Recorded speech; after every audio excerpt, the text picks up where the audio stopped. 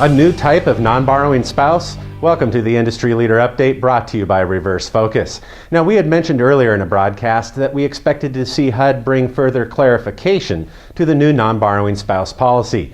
Last week, however, we have a new twist: the ineligible non-borrowing spouse. But first, let's revisit what is a qualifying non-borrowing spouse. A qualified non-borrowing spouse has been and remains the spouse of the HECM borrower at closing and has been properly disclosed in the loan documents and has occupied and currently occupies the property which secures the loan. Now let's break down the latest mortgagee letter 2015-02 for more insight. Number one, no opt-out for eligible non-borrowing spouses.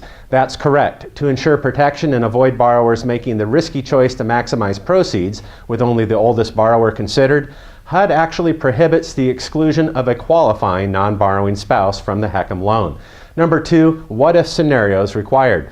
Now, if you have a borrower with an ineligible non-borrowing spouse, the lender must disclose the amount of the proceeds or the principal limit that would have been made available had they been included with a lower age. In other words, you must show the lower payout based on the younger spouse's age as well. Number three, no going back. If a non-borrowing spouse was ineligible at the time the loan was closed, they cannot be converted into a qualifying non-borrowing spouse with deferral protections.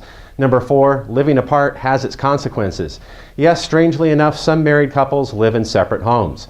The chief factor in making a spouse ineligible for the non-borrowing spouse protections is the fact that the younger spouse does not occupy the property which secures the loan. Number five, ineligible spouses must sign a certification. Despite the fact that they are not a direct party to the loan and will have no deferral period protections, ineligible non-borrowing spouses must sign and acknowledge the fact that they have no protections afforded to them as a qualifying non-borrowing spouse. Number seven, divorce and consequences. If the borrower moves out or divorces their spouse, they must submit a signed certification or notice within 60 days of such an event. Now, a situation like this may further complicate the process of the divorce proceedings, but must be completed nonetheless. Number eight, right to cure default. In some circumstances, an eligible non-borrowing spouse may cure a default, thus reinstating the deferral period, giving them the right to remain in the home.